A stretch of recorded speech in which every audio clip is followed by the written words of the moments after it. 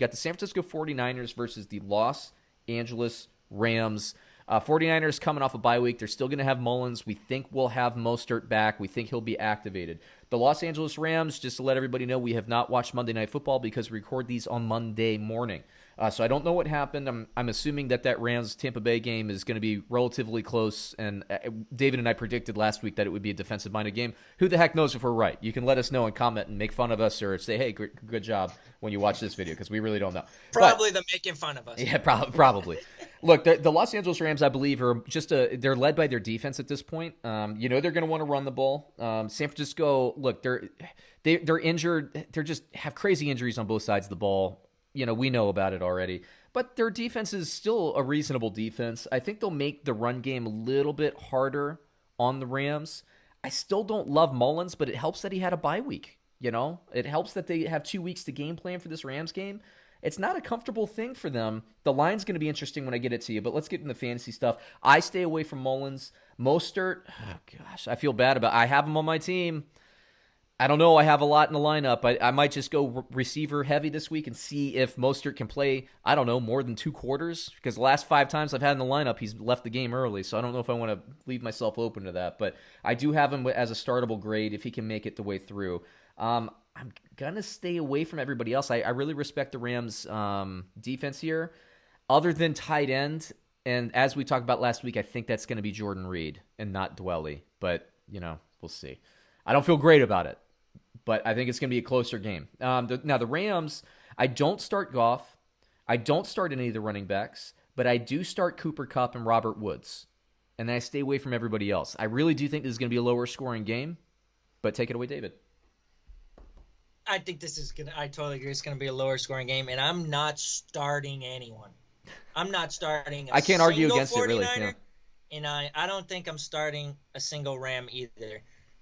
You do got to have some optimism about San Fran coming off the bye, and I do think a player, or maybe even 2, has a decent fantasy game, but I couldn't tell you which one. If Raheem Mostert does play, how do we know how those RB touches are going to be split up? Right. Is Deebo Samuel coming back? I mean, how are the wide receivers going to be split up? The only guy I'd consider for San Fran is Ayuk.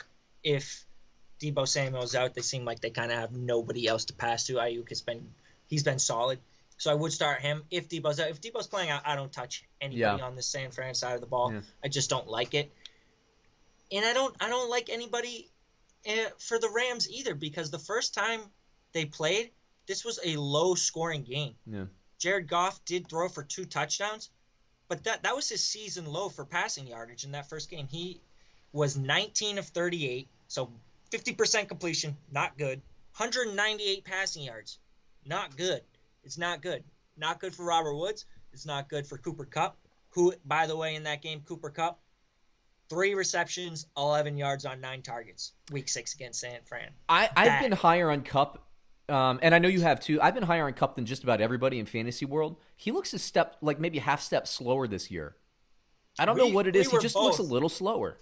I know we were both believers in Cooper Kupp, mostly because we were completely anti-Tyler Higbee. Which we were right about, huh? Victory lap on that one, right? Unfortunately, we were not right about Cooper Kupp, though. Yeah, because correct. That touchdown dependency that we kind of relied on him just being a touchdown scorer through those first 2 years, they've dried up. He's got 2 touchdowns this year, and that's where he was getting a lot of his value. And about Cooper Kupp, and when I said a half step slower, I've noticed, because I like to watch I like the McVay offense, so I like to watch Rams games.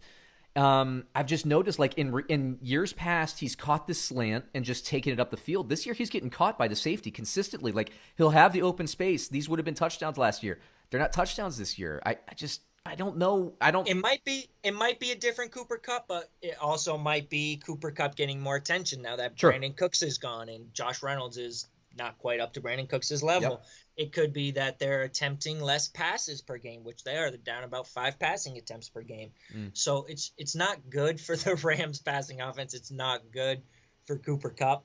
I don't really like any of these guys this week at all. Mm-hmm. I don't like them against Tampa tonight. We'll see how they do. Hopefully, they can give us some reason. It's a for mystery optimism. to me. I to this day, like to now, even last week, every day I pick a different team in that spread. I don't know what we're going to get tonight, so we'll see. Yeah, We'll see how it goes. I'm not sure either, but I don't have a ton of faith in Cooper Kupp, especially against the Niners in a matchup that he completely posted a dud in his first game. So I'm avoiding everybody all around in this matchup.